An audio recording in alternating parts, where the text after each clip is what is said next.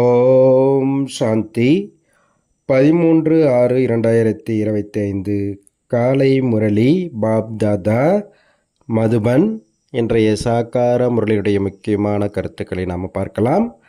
பாபா சொல்கிறாங்க, இனிமையான குழந்தைகளே, இந்த எல்லையற்ற விளையாட்டில் ஆத்ம ரூப நடிகராகிய நீங்கள் நடிக்கக்கூடியவர்கள். உங்களுடைய இருப்பிடம் இனிமையான அமைதியான வீடு. இப்பொழுது அங்கே போக வேண்டும். கேள்வி கேட்குறாங்க, நாடகம் என்ற விளையாட்டை யார் யதார்த்தமாக புரிந்திருக்கின்றார்களோ அவர்களின் வாயிலிருந்து என்ன வார்த்தை வராது. பாபா சொல்கிறாங்க, இது இப்படி நடக்கவில்லை என்றால், இப்படி நடந்திருந்தால், இப்படி நடக்கக்கூடாது, இப்படிப்பட்ட வார்த்தைகளை நாடகத்தை அறிந்தவர்கள் கூற மாட்டார்கள். இப்போ ஒரு ட்ராமாவில் நடிக்கிறாங்கன்னா நம்ம பார்த்துட்டு இவங்க ஏன் இப்படி நடிக்கிறாங்கன்னு கேள்வி கேட்குறோம். அவங்க நல்லா நடிக்கிறாங்களா அதை தான் பார்க்குறோம். அதே போல் இந்த நாடகம் என்ற அர்த்தத்தை நல்லா புரிஞ்சவங்க வாயிலிருந்து இவங்க ஏன் இப்படி பண்ணுறாங்க அந்தமாரி வார்த்தையே வராது. ஏன்னா அதுதான் அவங்க நடிப்பு. அதை போய் நாம் இப்படி நடக்கக்கூடாதுன்னு சொல்ல முடியும். இந்த நாடகம் என்ற விளையாட்டு பேன் போன்று நகர்ந்து கொண்டே இருக்கின்றது என குழந்தைகளாகிய நீங்கள் அறிகிறீர்கள். எது நடக்கிறதோ அனைத்தும் நாடகத்தில் நிச்சயிக்கப்பட்டிருக்கின்றது. எதற்கும் கவலைப்பட வேண்டிய அவசியம் இல்லை அப்படின்றார் பாபா. ஓம் சாந்தி. பாபா குழந்தைகளுக்கு தனது அறிமுகத்தை கொடுக்கும் பொழுது குழந்தைகளுக்கு அவருடைய அறிமுகம் கிடைத்து விடுகிறது. பாபா அவருடைய அறிமுகத்தை கொடுக்குறாரு. அப்போ நம்மளை நாம் தெரிஞ்சுக்கிறோம். அனைத்து குழந்தைகளும் நீண்ட காலம் தேக உணர்வில் இருக்கிறார்கள். ஆத்ம உணர்வு அடைந்தால் பாபாவின் உண்மையான அறிமுகம் கிடைக்கும். ஆனால் நாடகத்தில் அவ்வாறு இல்லை. பகவான் இறை தந்தை படைப்பவர் என கூறுகிறார்கள், ஆனால் அறியவில்லை. சிவலிங்கத்தின் சித்திரமும் இருக்கின்றது, ஆனால் இவ்வளவு பெரிதாக அவர் இல்லை. உண்மையாக யதார்த்தமாக தெரிந்து கொள்ளாத காரணத்தினால் பாபாவை மறந்துவிட்டார்கள். தந்தை படைக்கக்கூடியவர். நிச்சயமாக புது உலகத்தை படைப்பார் என்றால் நிச்சயமாக குழந்தைகளாகிய நமக்கு புது உலகத்தின் ராஜ்யத்தின் சொத்து கிடைக்க வேண்டும். சொர்க்கத்தின் பெயர் கூட பாரதத்தில் பிரசித்தமாக இருக்கின்றது, ஆனால் எதையும் புரிந்து கொள்ளவில்லை. யாராவது இறந்துவிட்டால் சொர்க்கத்திற்கு சென்று விட்டனர் என கூறுகின்றனர். இப்பொழுது அவ்வாறு நடக்கிறதா? இப்பொழுது நாம் அனைவரும் தாழ்ந்த புத்தி உடையவராக இருந்தோம் என புரிந்து கொள்கிறீர்கள். வரிசை கிரமம் என கூறுகிறார்கள் அல்லவா? பல பிறவிகள் எடுத்து கடைசி உடலில் இருக்கும் இவருக்குள் நான் வருகிறேன் என முக்கியமாக புரிய வைக்க வேண்டும். இந்த சிருஷ்டியில் முதல்ல யார் 84 பிறவி எடுக்கிறாரோ, யார் கடைசி பிறவியில் இருக்காரோ அவருடைய உடலில் பாபா வராரு. இதை முக்கியமாக புரிய வைக்கணுன்றாங்க. இப்பொழுது நாம் அவருடைய குழந்தைகள், பிராமணர்கள் ஆகிவிட்டோம் என குழந்தைகள் புரிந்து கொள்கிறார்கள். பாபா எவ்வளவு காலமாக புரிய வைத்து கொண்டு இருக்கின்றார். இல்லை என்றால் பாபாவை புரிந்து கொள்ள ஒரு நொடி போதும். அந்த அண்டர்ஸ்டாண்டிங் சமஜ் புத்தியில் வர்றது ஒரு நொடி தான். பாபா பாருங்கள் எத்தனை வருஷமாக புரிய வச்சுட்டே இருக்காங்க. என்னை நினைத்தால் உங்களுடைய விகர்மங்கள் அழியும் என பாபா கூறுகின்றார். நிச்சயம் ஏற்பட்டு விட்டால் எந்த விஷயத்திலும் கேள்வி எழாது. பாபா மேலே நிச்சயம் வந்துடுச்சு அப்படின்னா கேள்வி கேட்க மாட்டாங்க. சாந்தி தாமத்தில் இருந்த பொழுது தூய்மையாக இருந்தீர்கள் என பாபா புரிய வைத்திருக்கின்றார்.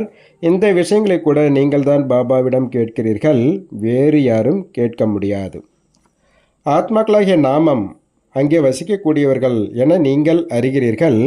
நாடகத்தில் நடிக்கக்கூடியவர்கள் நாங்கள் இந்த இடத்தில் வசிக்கக்கூடியவர்கள் என கூறுவார்கள். ஆடையை மாற்றிக்கொண்டு மேடையில் வருவார்கள். இப்போ ட்ராமா நடிக்கும் நடிகர்கள் வரும்போது என்ன சொல்லுவாங்க, எங்கள் சொந்த ஊர் இதுங்க, நாங்கள் இங்கே ட்ராமா நடிக்கிறதுக்காக வந்திருக்கோம் அப்படின்னு சொல்லிட்டு என்ன நடிப்போ அது தகுந்த மாரி ட்ரெஸ்ஸை போட்டுக்கிட்டு நடிக்க வருவாங்க மேடையில். இப்பொழுது நாம் இங்கே வசிக்கக்கூடியவர்கள் இல்லை என புரிந்து கொள்கிறீர்கள். அதே போல் நாம் கூட நம்முடைய வீடு பரந்தாமாம். இந்த சிருஷ்டி சக்கரத்தில் நம்ம நடிக்கிறதுக்காக இந்த தேகம் என்ற உடை எடுத்து நடிக்க வந்திருக்கின்றதை புரிஞ்சிருக்கீங்கட்டார் பாப்பா. இது ஒரு நாடக சாலையாகும். நாம் மூலவதத்தில் வசிக்கக்கூடியவர்கள் என்பது இப்பொழுது புத்தியில் புரிகின்றது. அதற்கு இனிமையான அமைதியான இல்லம் என்று பெயர். இதைத்தான் அனைவரும் விரும்புகிறார்கள். ஏனென்றால் ஆத்மா துக்கத்தில் இருக்கிறது அல்லவா? எனவே நாம் எப்படி வீடு திரும்புவது என கேட்கிறார்கள். அந்த வீட்டை பற்றி தெரியாததால் அலைகிறார்கள். இப்பொழுது நீங்கள் அலைவதிலிருந்து விடுபடுகிறீர்கள். இப்பொழுது வீட்டிற்கு உண்மையில் செல்ல வேண்டும் என குழந்தைகளாகிய உங்களுக்கு தெரிந்துவிட்டது. நான் ஆத்மா எவ்வளவு சிறிய புள்ளியாக இருக்கின்றேன், இதுவும் அதிசயமே. இதற்கு இயற்கை என்று பெயர். இவ்வளவு சிறிய புள்ளியில் எவ்வளவு பாகம் நிறைந்திருக்கின்றது. பரம்பிதா பரமாத்மா எவ்வாறு நடக்கின்றார் என்பதனை நீங்கள் அறிந்து கொண்டீர்கள். எல்லோரையுமிட முக்கியமான நடிகர் அவரே. செய்விக்கக்கூடியவர் அல்லவா? ஆத்மாக்களாகிய நாம் சாந்திதாமத்தில் இருந்து வருகின்றோம் என்பதை இனிமேலும் இனிமையான குழந்தைகளாகிய உங்களுக்கு புரிகிறது. ஆத்மாக்கள் எதுவும் புதிதாக வந்து சரீரத்தில் நுழைவது இல்லை. ஆத்மாக்கள் அனைத்தும் இனிமையான வீட்டில் வசிக்கின்றது, அங்கிருந்து நடிப்பதற்காக வருகின்றது. அனைவரும் இதில் நடித்தே ஆக வேண்டும். இது விளையாட்டாகும். இந்த சூரியன், சந்திரன், நட்சத்திரங்கள் போன்றவையெல்லாம் விளக்குகள் அப்படின்றார் பாபா. இதன் காரணமாக இரவு பகல் என்ற விளையாட்டு நடக்கின்றது. பலர் சூரிய தேவதாய நமக, சந்திர தேவதாய நமக என்று கூறுகிறார்கள். உண்மையில் இந்த சூரிய சந்திரன் எதுவும் தேவதை கிடையாது. இந்த விளையாட்டை பற்றி யாருக்கும் தெரியவில்லை. சூரியன் சந்திரனை கூட தேவதைகள் என்கிறார்கள்.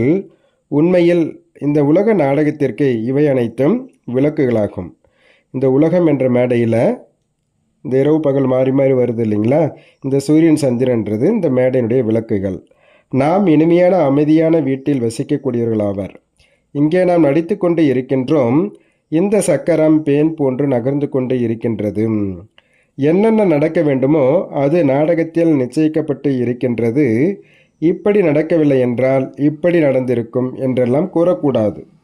இவங்க ஏன் இப்படி பண்ணுறாங்க, இவங்க இப்படி பண்ணலன்னா நான் இப்படி இருந்திருப்பேன், இந்த மாதிரிலாம் அவங்க நாடகத்தை பற்றி புரிஞ்சவங்க வாயிலிருந்து இந்த வார்த்தைகள்லாம் வராது. இது நாடகம் அல்லவா? எடுத்துக்காட்டிற்கு உங்களுடைய மம்மா இருந்தார், போய்விடுவோம் என்று எண்ணத்தில் கூட இல்லை. ஆம், சரீரத்தை விட்டு விட்டார். இது நாடகம். இப்பொழுது தன்னுடைய புதிய பாகத்தை நடித்து கொண்டு இருக்கின்றார். கவலைப்படுவதற்கு எதுவும் இல்லை. இங்கே அனைத்து குழந்தைகளின் புத்தியிலும் நாம் நடிகர்கள். இது வெற்றி தோல்வியுடைய விளையாட்டு என்பது புத்தியில் இருக்கின்றது. அந்த வெற்றி தோல்வியின் விளையாட்டு மாயாவின் ஆதாரத்தில் இருக்கின்றது. மாயாவிடம் தோல்வி அடைந்தால் தோல்வி, மாயாவிடம் வெற்றி அடைந்தால் வெற்றி. இதை அனைவரும் பாடுகிறார்கள். ஆனால் புத்தியில் சிறிது கூட ஞானம் இல்லை. அதாவது மாயை என்பது என்ன என்பது உங்களுக்கு தெரியும். இது ராவணன், இதற்குத்தான் மாயை என்று கூறப்படுகின்றது. மற்றபடி பணத்திற்கு செல்வம் என்று பொருள். பணத்தை மாயின்னு சொல்ல முடியாது. இவர்களிடம் நிறைய பணம் இருக்கிறது என மனிதர்கள் நினைக்கிறார்கள். எனவே மாயாவின் போதை என கூறிவிடுகிறார்கள். ஆனால் மாயாவின் போதை என்றால் என்ன? நாம் மாயாவை வெற்றி அடைய முயற்சி செய்கின்றோம். இப்பொழுது பகவான் வாக்கு யாருக்கு முன்பாக? ஆத்மாக்களுக்கு முன்பாக. ஆத்மாக்களுக்கு முன்பாக பேச நிச்சயமாக பகவான் சிவனே வேண்டும். கிருஷ்ணரோ தேகத்தை உடையவர் ஆவார். அவர் ஆத்மாக்களுக்கு முன்பாக எப்படி பேசுவார்? அதாவது தேகத்தை உடையவர் யாரும் ஆத்மாக்கள் முன்பு பேச முடியாது. சிவபாபா மட்டும்தான் எப்போது ஆத்மா இதில் இருக்கார். அவரு தான் ஆத்மாக்கள் கூட பேச முடியும். உங்களுக்கு தேகத்தை உடைய எவரும் ஞானத்தை கொடுக்க முடியாது. பாபாவிற்கு தேகம் கிடையாது. மற்ற அனைவருக்கும் தேகம் இருக்கின்றது. அவர்களுக்கு பூஜையும் செய்கிறார்கள். அவர்கள் நினைப்பது எளிதாக இருக்கின்றது. ஏன்னா உடல் இருக்கு இல்லைங்களா, உடலை கண்ணால் பார்க்குறோம், ஸ்தூல கண்ணால் பார்க்குறோன்னும் போது நினைக்கிறது எளிதாக இருக்குது. பிரம்மா விஷ்ணு சங்கரருக்கும் தேவதை என்பார்கள். சிவனை பகவான் என்கிறார்கள். உயர்ந்ததிலும் உயர்ந்தவர் பகவான். அவருக்கு தேகம் இல்லை. மூலவதனத்தில் ஆத்மாக்கள் இருந்த பொழுது உங்களுக்கு தேகம் இருந்ததா? இல்லை தானே? நீங்கள் ஆத்மாக்கள் மட்டுமே இருந்தீர்கள் என புரிந்து கொள்கிறீர்கள். இந்த பாபாவும் ஆத்மாவாக இருக்கின்றார். அவர் மட்டுமே மேலானவர். இவருடைய நடிப்பும் பாடப்பட்டுள்ளது. நடித்துவிட்டு சென்றிருக்கிறார் என்னும் பொழுது பூஜை நடக்கின்றது. ஆனால் ஒரு மனிதருக்கு கூட 5000 வருடத்திற்கு முன்பு கூட பரம்பிதா பரமாத்மா படைக்கக்கூடியவர் வந்தார். அவரே சொர்க்கத்தின் தந்தை என்பது தெரியவில்லை. ஒவ்வொரு 5000 வருடத்திற்கு பிறகும் கல்பத்தின் சங்கமத்தில் அவர் வருகின்றார். ஆனால் கல்பத்தின் ஆயுள் மிக நீண்டதாக கூறியமையால் அனைத்தையும் மறந்துவிட்டார்கள். குழந்தைகளாகி உங்களுக்கு பாபா புரிய வைக்கின்றார். பாபா, நாங்கள் கல்பமாக சந்திக்கின்றோம். தங்களிடமிருந்து சொத்தும் அடைகின்றோம், பிறகு எப்படி இழக்கின்றோம் என்பதும் புத்தியில் இருக்கிறது என நீங்களே கூறுகிறீர்கள். ஞானம் பல்வேறு விதமாக இருக்கின்றது. ஆனால் ஞானக்கடல் என்று பகவானுக்குத்தான் கூறப்படுகின்றது. பாபா சொல்கிறாங்க, இப்பொழுது பிராமணர்களாகிய நீங்கள் சங்கமயுகத்தில் இருக்கின்றீர்கள். பிராமணர்களுக்கு எந்த சண்டையும் இல்லை. என்னுடைய குழந்தைகளாகிய நீங்கள் நான் வைலன்ஸ், அதாவது அகிம்சையாளர்கள், டபுள் அகிம்சையாளர்களாக இருக்கிறீர்கள் என பாபா கூறுகின்றார். இப்பொழுது நீங்கள் நிர்விகாரி ஆகி கொண்டு இருக்கின்றீர்கள். நீங்கள் தான் பாபாவிடமிருந்து ஒவ்வொரு கல்பமும் சொத்தை அடைகிறீர்கள். இதில் சிறிது கூட துன்பம் கிடையாது. ஞானம் மிகவும் எளிதாகும். 84 பிறவிகளில் சக்கரம் உங்களுடைய புத்தியில் இருக்கின்றது. இப்பொழுது நாடகம் முடியப் போகின்றது. இன்னும் சிறிது காலம்தான் பாக்கி உள்ளது. அப்போது பணக்காரர்கள் கூட உணவு தானியங்கள் கிடைக்காது, தண்ணீரும் கிடைக்காது. இதற்குத்தான் துக்கத்தின் மலை, இரத்த ஆறு ஓடும் விளையாட்டு என கூறப்படுகின்றது. இது அனைத்தும் அழிந்து போகும். யாராவது தவறு செய்தார்கள் என்றால் அவர்களுக்கு தண்டனை கிடைக்கும். ஒரே ஒரு தவறு, பெரிய தவறு செஞ்சுருக்காங்க, அதாவது பாபாவை மறந்துட்டாங்க. நீங்கள் பாபாவிடமிருந்து ராஜ்யத்தை அடைந்து கொண்டு இருக்கின்றீர்கள். மற்ற மனிதர்கள் யாவரும் இறந்து விட்டனர் என நினைக்கிறார்கள். அதாவது மகாபாரத போரை சிறிது ஆரம்பித்ததுமே இறந்து போவாங்க, நீங்கள் வெற்றி அடைகிறீங்க இல்லையா என்றார் பாபா. நீங்கள் டிரான்ஸ்ஃபர் ஆகின்ற படிப்பின் சக்தியினால் அமரலோகத்திற்கு செல்கிறீர்கள். படிப்பை வருமானத்திற்கான மூலதனம் என்று கூறப்படுகின்றது. சாஸ்திரங்களின் படிப்பு கூட இருக்கின்றது, அதனால் கூட வருமானம் கிடைக்கின்றது. ஆனால் அது பக்தியின் படிப்பாகும். இப்பொழுது பாபா உங்களை இந்த லட்சுமி நாராயணன் போன்று மாற்றுகின்றேன் என கூறுகின்றார். இப்பொழுது நீங்கள் தூய்மையான புத்தி உடையவராக ஆகின்றீர்கள். நாம் உயர்ந்திலும் உயர்ந்தவர்களாக மாறுகிறோம் என அறிகிறீர்கள். இது சுகம் மற்றும் துக்கத்தின் விளையாட்டல்லவா? வெற்றியில் சுகம் இருக்கின்றது, தோல்வியில் துக்கம் ஏற்படுகின்றது. பாபா ராஜ்யத்தை கொடுத்தார், ராவணன் பறித்து கொண்டான். பாபாவிடமிருந்து நமக்கு சொர்க்கத்தின் ஆஸ்தி கிடைத்து கொண்டு இருக்கின்றது என்பது குழந்தைகளாகி உங்களுடைய புத்தியில் இருக்கின்றது. தந்தை வந்திருக்கின்றார். இப்பொழுது பாபாவை மட்டும் நினைவு செய்தால் பாவங்கள் விலகி போகும். பல பிரிவுகளின் சுமை தலையில் இருக்கிறதல்லவா? நீங்கள் நிறைய துக்கத்தை அடைவது கிடையாது என்பதும் உங்களுக்கு தெரியும். சிறிது சுகமும் இருக்கிறது, மாவில் உப்பு போடுவது போல. அதற்கு காக்கையின் எச்சிலுக்கு சமமான சுகம் என கூறப்படுகின்றது. அனைவருக்கும் சத்கதி அளிக்கும் வள்ளல் ஒரு தந்தை தான் என அறிகிறீர்கள். ஜகத்திற்கே குரு கூட ஒருவர் தான். வயோதிக பருவத்தில் குரு வச்சுக்கிறாங்க. இப்பொழுது சிறியவர்களுக்கு கூட, அதாவது ஒரு வேளை இறந்து விட்டால் சத்கதியை அடையட்டும் அப்படின்றதுக்காக சின்ன வயசில் கூட குரு வைக்கிறாங்க. ஆனால் பாபா சொல்கிறாங்க, யாரையும் உண்மையில் குருன்னு சொல்ல முடியாது. சத்கதி அளிப்பவரே குரு. சத்கதி அளிக்கும் வள்ளல் ஒருவர் தான். மற்றபடி கிறிஸ்து, புத்தர் போன்ற யாரும் குரு கிடையாது. அவங்க வந்தாங்கன்னா யாருக்காவது சத்கதி கிடைக்குதா என்ன? கிடையாது இல்லையா? கிறிஸ்து வந்தாருன்னா அவருக்கு பின்னாடி அந்த மதத்தை சார்ந்த எல்லோரும் மேலிருந்தே கீழே வராங்க. அப்படி அனைவரையும் கீழே அழைத்துவதற்கு நிமித்தமாக இருப்பவரை நாம் எப்படி குருன்னு சொல்ல முடியும்? குருனா யார் திரும்பி நம்மளை வீட்டுக்கு அழைச்சிட்டு போகிறாரோ அவர் தான் குரு. பதித்த பாவனர் என்று ஒரு தந்தைக்கு தான் கூறுகிறார்கள். அவர் தான் அனைவரையும் வீட்டிற்கு திரும்ப அழைத்து செல்கின்றார், ஸ்தாபனையும் செய்கின்றார். அனைவரையும் அழைத்து சென்று விட்டால் பிரளயம் நடந்துவிடும். ஆனால் அப்படி பிரளயெல்லாம் நடக்கிறது கிடையாது. அனைத்து சாசங்களுக்கும் தாயாக ஸ்ரீமத் பகவத்கீதை விளங்குகிறது என பாடப்பட்டுள்ளது. பாரதத்தில் தான் பாபா வருகின்றார். சொர்க்கத்தின் ராஜ்ய பதவியை கொடுப்பவர் பாபா. அவரை சர்வவியாபி என்று கூறிவிட்டார்கள். புதிய உலகத்தில், முழு உலகத்திலும் நம்முடைய ராஜ்யம் மட்டுமே இருக்கும் என்ற குஷி குழந்தைகளாகிய உங்களுக்கு மட்டுமே இருக்கின்றது. அந்த ராஜ்யத்தை யாரும் பறிக்க முடியாது. பாபா கொடுக்கக்கூடிய ராஜ்யத்தை யாரும் நம்மகிட்ட இருந்து பிடுங்க முடியாது.